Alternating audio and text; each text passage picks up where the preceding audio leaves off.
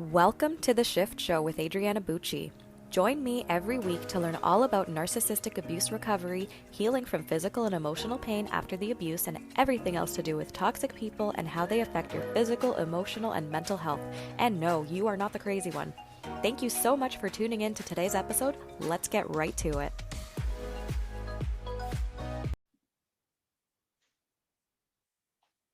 Hey, Michaila, thanks so much for being here today. Hi, thanks for having me. So happy to have you here. Why don't we start with you just giving a little introduction on who you are and what you do, and then we will get started in this chat. Sure. So my name is Michaila. I am a maternal narcissistic abuse recovery coach. Amazing. Thank you. We need more of those. I know, don't we just? So I help women heal from the mother wound and generational trauma to break cycles so that they can live their authentic selves with purpose, free from their mother's impression of them. Amazing. That is so needed in the world today. Like just the mother wound in general, even if it's not necessarily a narcissistic mother, but I feel like that's very much more common than I think anybody ever thought. It is just so needed, just healing that mother wound and realizing that you're not your mother and you don't have to do what your mother said that you need to do in life, and you can actually do your own thing. Exactly. Yeah. What inspired you to get into this? So I have a narcissistic mother myself. Mm-hmm. And I'd always had like a very turbulent relationship with her. To be honest, I thought it was very normal, as most of us do growing up. We don't really realize that it's unusual or unhealthy. And the real catalyst for change for me was when I was pregnant with my daughter. And my mum just kind of took on a whole different level at that point. Oh wow. It was a few things that happened all at once. My parents separated, and I became pregnant, and it was just a lot. And it was just I know it really was, but it was so obvious. There was no hiding from it at that point. So and then just overcoming it, really. I've been on a hell of a journey. That was 7 years ago. Oh wow. And I just realized that I could help people, with what I've learned, and it's happening. So yeah, that's kind of how it began. That's amazing. Did you have any inclination that something was wrong when you were younger, or was it just all at that one breaking point when your parents started to get a divorce and you were pregnant at the same time?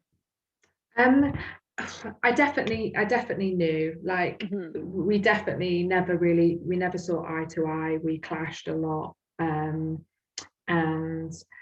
I just remember looking at my friends' mums and kind of idolizing them, and I would, they would do things and I would think, oh, my mum never does that. And I remember there being a sadness there very early on. And I remember her not hearing me.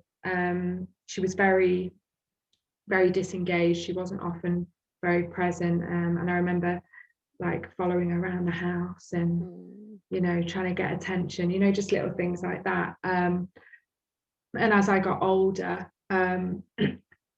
it was just things like lack of boundaries, and I would say things to my friends, and they'd be like, oh, that's a bit strange. I'm like, really? I don't know, mum just barging into my room, and I'd be half dressed, and she would stand there and talk to me, and it would not be unusual, and I didn't see anything wrong with that. And it's just pieces come together, don't they? Yep.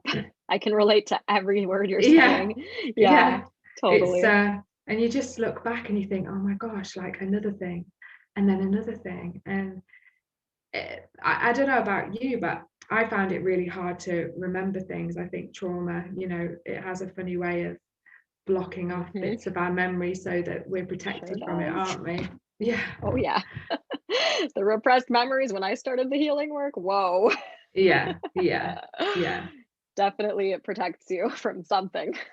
Yeah. 100%. Yeah, 100%. for sure.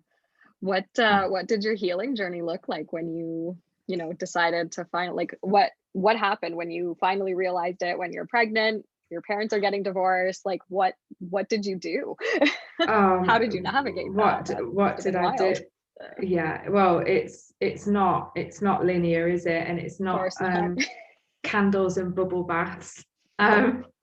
Definitely not. It was, That would be nice. I know. I mean, there's a few of those. There's a few Yeah, of of those. course. Of course. But I just remember it was really, it was kind of, it's sometimes really hard to kind of pinpoint what happened when, because I did a lot of grey rock and then no contact, and then it was a lot of that on and off Mhm. for about 4 years. But the whole of my pregnancy and for the first year of my daughter's life, my mum wasn't around. Mhm. Um, so that was really hard. I actually had quite severe postnatal depression when my daughter was born. Oh, And I guess awful. that was my rock bottom. Mhm. Um, and I was just completely lost. No real sense of identity. It's something I'm really open about, but I think I had a baby to kind of salvage some sort of um, I just wanted that love and acceptance, and I think that was a lot of my thinking behind having a baby, which I've Mhm. had to work really hard on myself to release the shame around that, For sure. because she's my whole world. Um, Amazing. but yeah, it's quite scary to think how much it does impact you, because that was definitely my thinking, and that's why I struggled so much when I had her. And Right, that then makes sense. yeah, I mean, it really does. And at the time I just didn't really understand it. But I remember I can't really remember what happened, but I remember the word narcissist coming up. Mhm. And I think we've all done this, and you just Google it and you think, Yep. holy crap. Like, and it's just like all the dots just start Mhm. connecting. And that's what Oh yeah. happened to me. Yeah. And that happened to me. And it was just like a validation overload. I couldn't believe it. I became obsessed with Mhm. learning about it. And I bought the book, Will I Ever Be Good Enough, which I think a lot of us have read. That's a good And one. yeah, it's such a good book. And I just sat in the bath. I remember sitting in the bath and I just cried. I was just crying and crying, but like body Yeah. wrenching Like the ugly sobs. crying. Yeah. Yeah, like it was Yeah, just coming out of me. totally. And that I remember that being like the beginning of it. Um, and then it's yeah, it was just really messy. I tried to bring her back into my life and I tried to set boundaries and it didn't work. There was a Mhm. lot of anger there on both parts. I hadn't fully accepted the way things were and the way things would be. Mhm. Um, and I think acceptance of the situation and our mothers and what they're capable of is something that is really hard to wrap your head around, and it's Yeah. it's it's something that often keeps us, you know, a little bit stuck, because Mhm. you have to kind of move through that, don't you, before you can do anything else. I agree. um and I think it takes a while, but I know for me, I was just so eager to get from A to B and just have it over with, Mhm. but it just doesn't work that way, does it? Does not, uh unfortunately. no, it doesn't. And I definitely got to a point where I needed to be easier on myself. And when I became easier on myself, it definitely got easier from that point. But Amazing. yeah. Yeah. Yeah, it's so easy to be hard on yourself when, you learn what a narcissist is, you do the Google rabbit hole about narcissistic mothers, Yeah. and you have that holy shit moment where it's like, Yeah. my entire life makes sense. Yeah. But then, Yeah. it's there's so much pressure to immediately go no contact, and then you're all good. And like, what does healing even mean? Like, nobody even thinks about healing, which Yeah. is totally the route that I took. Yeah. And I had no clue, but eventually my chronic pain started screaming at me enough that I had to get a clue about Mm, healing. But I'm just to go back to what you said about how accepting the fact that a mother could be capable of this. yeah. I think that is such, like, it's so important to be able to accept that, but it's Hmm. so hard to accept it. Yeah. Not only because, we're the daughters of these mothers, first of all, and that's, and, this applies to sons or, any adult children at all of narcissistic mothers or parents or whatever, just accepting the fact that, yeah, a mother could actually be capable of this. And you kind of have this fear implanted into you from like such a young age that the only way you can survive is with your mother or whatever. Hmm. Like, you just become so kind of enmeshed and codependent with them.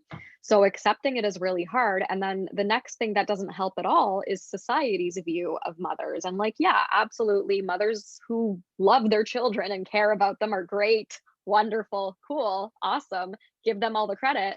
But there's mothers who like don't do that at all. And they are very much into themselves. They put on this fake persona that makes them look like they're great mothers, but behind closed doors, it is a completely different story. And then victims of maternal narcissistic abuse are literally gaslit by society to believe that something's wrong with them. And it's not the fact that they were just dealt a really crappy hand in life by being born to people who just should have opted out of having children altogether, to be honest.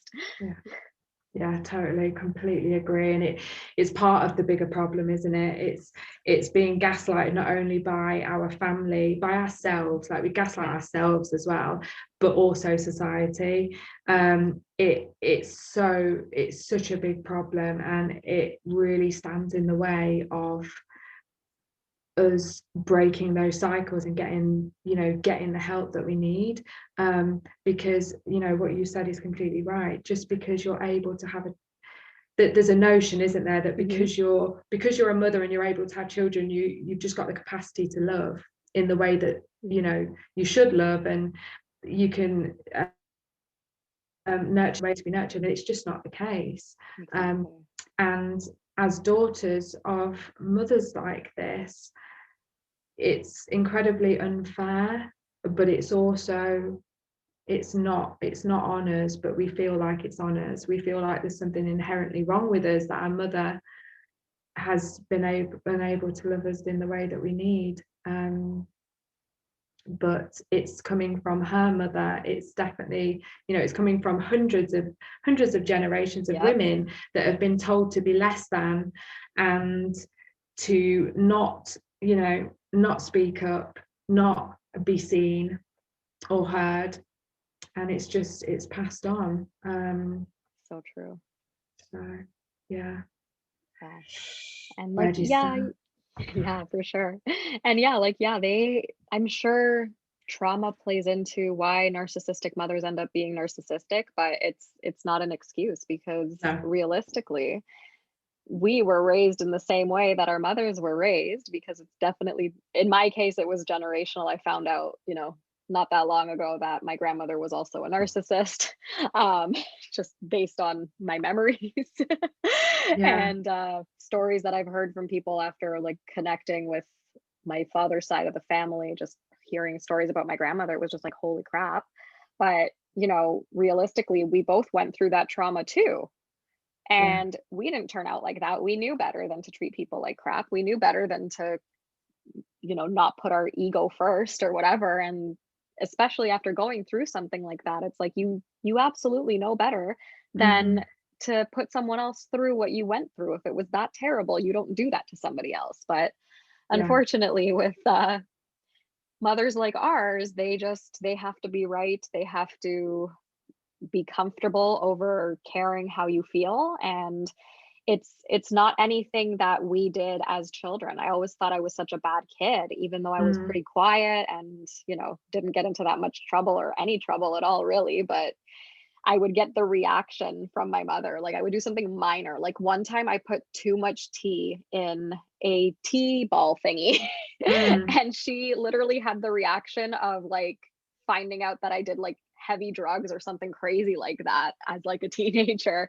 So it's just like the stuff that you get in trouble for is absurd, and you just think you're a horrible child and the spawn of Satan somehow.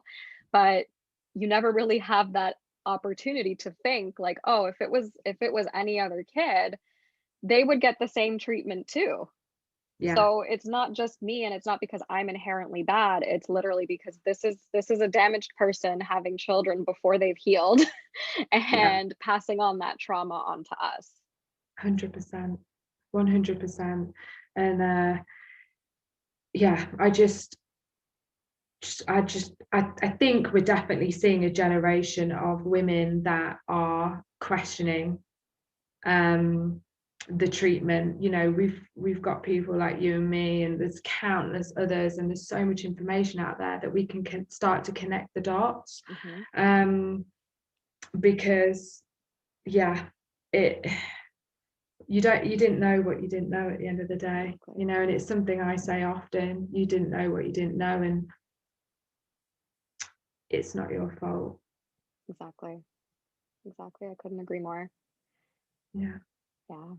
And so, how long after your nonlinear healing journey did you get inspired to start coaching people and helping other people with this? um it was about 5 or 6 years after kind of it all began. Mhm. So I was a nurse for 13 years. Oh, wow. um and I loved my job, but I very quickly realized that I was an expert people pleaser, Mhm. and I was very good at my job because of that. Right. And being a nurse, you have to have a very solid sense of self. You have to be very certain of your boundaries and your energy, because it's challenged constantly. So I worked in accident and emergency, so Wow. ER, I guess, over in the Yeah. States, but quite intense, very intense. Yeah. I can And imagine. yeah, and the catalyst for change for me, in total honesty, was I I contracted COVID last year. Oh, no. Yeah, and I had a bit of time off work, Yeah. I'm so and glad you're okay. Wow. yeah, I am now. I wasn't for Yeah. quite a long I can time. imagine. Yeah, it was Yeah. it was rough, but I'm so grateful for it. I am so grateful Yeah. for the experience, because it's it was my breakthrough moment. Like, I have Wow. known for so long that I was living a life that it felt inauthentic. And as Mhm. the further I went along in my healing journey, the more I realized that it wasn't right. Like, I was starting to ask questions, and it wasn't aligning. And Right. it forced me to have a bit of time away, and it was just my breakthrough moment that, Amazing. this is what I need to do. And I've never looked back. Amazing. Well, then Yeah. congratulations. Oh, thanks. I mean, not congratulations on getting COVID, but congratulations that that led you to to have Yeah. that time, to have that breakthrough moment. Like, sometimes it really takes a major illness or, pain or whatever to get to that point where it's Yeah. like, what am I doing? Mm-hmm. Mm-hmm. Yeah. And it's crazy because, like, what I've really learned is we all have so many knowing moments of things that don't feel aligned, but often we never know what to make of them. We may Right. not even recognize them. Yeah. For the last 5 years of my career, I was changing jobs Hmm. and moving to different departments and taking on different roles because I thought that's what I needed. Right. Um, that was what I needed to be happy, when actually I was doing something that I didn't really want to do. It wasn't aligned with kind of my purpose. I've always wanted to make an impact, and I've always wanted to serve. but it was a very toxic environment, and I was finding myself constantly triggered, and it was just very hard to maintain that sense of self, I found, in that For sure. environment. Mm, For sure. And yeah, it's so great that you got that time off to be able to realize that. yeah. And yeah, I couldn't agree more that, people who are raised by narcissists end up being expert people pleasers and end up in careers where you kind of have to be a people pleaser. So for you, nursing, for me, I was in customer service in office corporations for the longest time. And it's like you kind of end up getting shit on anyways at work. Yeah. And there's part of you that knows it's so inauthentic and so not what your calling or your purpose is. But until you have that moment of like, this is what I'm supposed to do, it never, like, everything will always feel uncomfortable. Mm. It was terrifying. Yeah, By far the scariest thing I've ever done. I bet. Um, ever. I nurses don't really stop being nurses. Hmm. Yeah, it's It's kind of just, rare to hear of a nurse yeah, turned coach. yeah, it's just, it's culturally like, what are you doing? Right. My mum was pissed, to say the I bet. least. I can imagine. Does she know what you Yeah, do? Like, does she know what your yeah, coaching's yeah. about? Well, she does. Yeah, she does Oh now. boy. But Oh well. it's one of those things. Yeah, exactly. Hmm. And it's like I said to her, it's so much bigger than me or you, mum. Like, I love you, but Hmm. this is so much bigger. Um, and I'm so passionate about that. It's not even about us anymore. It's about, you know, all the women that need to heal and need to be aware of this, and generations after us. So Right. Yeah. Yeah, for yeah. sure. That's amazing. And I'm so proud of you for continuing to do it, even though you got your mother's backlash. Oh, thank Yeah, you. you're welcome. What's your relationship like with your mother now? We're no contact. Oh, perfect. Yeah. So Awesome. it's just got to the place now where I am very certain in myself, and I cannot take responsibility anymore. And if she wants to do that, then that, brilliant. But I'll love her Not from a counting on it. distance. No, Yeah, no. exactly. That's definitely a good plan. And it's so hard to go no contact and stay no contact and make that decision to just love her from a distance. And I'm so freaking proud of you for doing that. It's such a huge step. So congratulations. Thank you. Yeah, You're welcome. yeah. It's been on and off for a long time, Yeah. but um I think, yeah, you just get to the point, and Yeah. yeah, and I'm okay. Like, Amazing. I think you grieve and you do all of that, don't you? Yeah. And I've done all that a long time ago, so it's not been as hard as I imagined it would be. Exactly. And that's the thing with grief. Like, people don't seem to grasp that you have to grieve even though this person's still Hmm. alive. Hmm. It's so important to grieve, because if you don't grieve, then it's going to make that being separated from them so much more difficult, and then it gets so much easier to act on the emotion and go back into contact or answer the phone when you see them calling you like 500 times in a row. So grieving is super super important, and once you do it, it's not so bad. It's you release that emotion, and then the Yeah. reality of you not being so enmeshed with your mother anymore ends up being so freeing. Yeah, definitely. It was huge for me. I wrote a post on it recently on Instagram, actually, and I Amazing. had some amazing conversations on the back of it. But yeah, it just allows you to accept it, doesn't Yeah. it? And I found, especially when I was grieving, it felt like it lasted forever.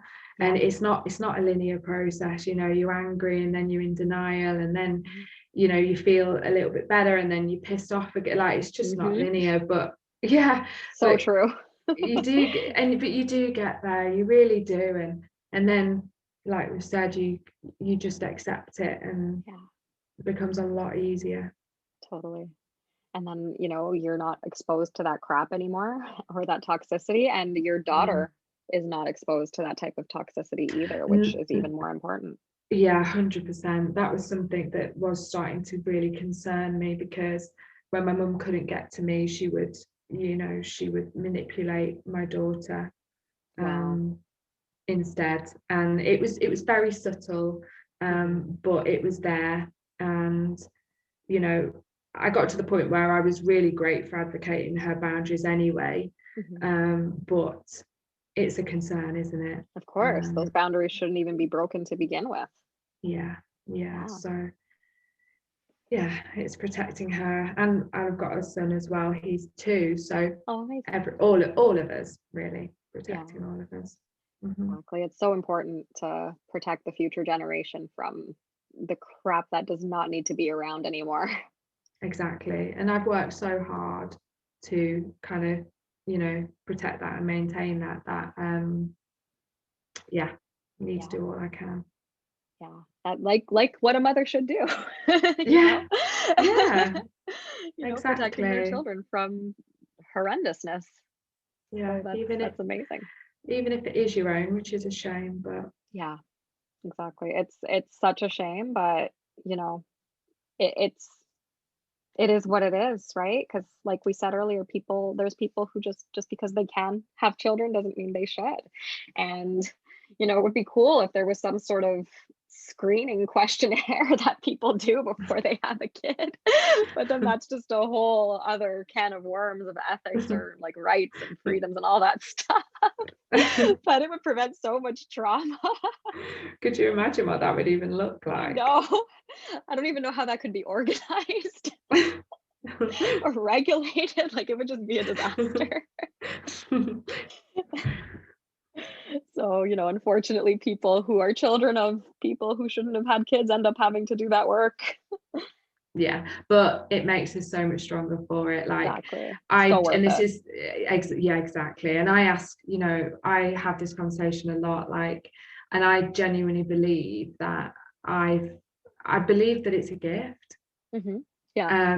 And I believe, well, it's made me so much stronger, as a result. Yeah. And I wouldn't be the woman I am if she had been the mother that I wanted her to be. It's true. It's true. Yeah. It is so true. Like, absolutely. Like, Yeah, there's no way I would have been a narcissistic abuse recovery coach if I didn't deal with it myself. Right. So exactly. it's good that we had that experience and we're able to like transform it into a way of helping other people, as Yeah. unnecessary as the experience was. I'm sure we would have had completely different lives, like doing something else, but like we would have known what we wanted if we had the mothers we needed to have. But Yeah. we ended up figuring that out on our own. And, if whoever we help, they're going to figure it out too. So Yeah. it's amazing. And I'm super proud of you for, breaking through those barriers, doing the thing, and empowering other people to also heal from the same thing that you healed from. So it's Oh, amazing. thank you. You're There's so much welcome. love on this podcast. Oh, Thank you. I always have the best guests.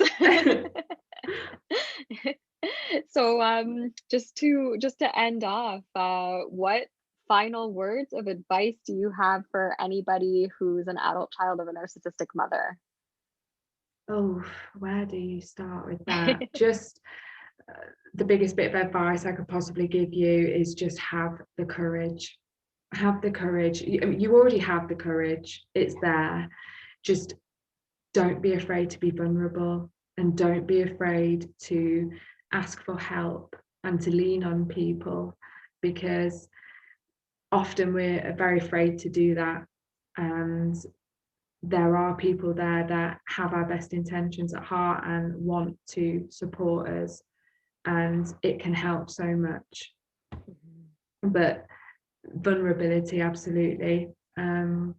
It's scary as hell, Hmm. but the other side is it's just more than you could ever have imagined. I could not agree more. Well, Yeah. thank you so much for being here. And before we hang up this call, where can people find you to learn more about you or work with you with coaching? So I am on Instagram. Awesome. It's Michaila Tyson, Mother Herself and Me on Instagram. It's probably Awesome. the I'll link best it in the place. description. Yeah. Oh, thank you so so people can much. find it. You're I've welcome. had a great conversation. Thank you for having me. Awesome. Thank you for being here. We'll see you next time. Bye. Bye.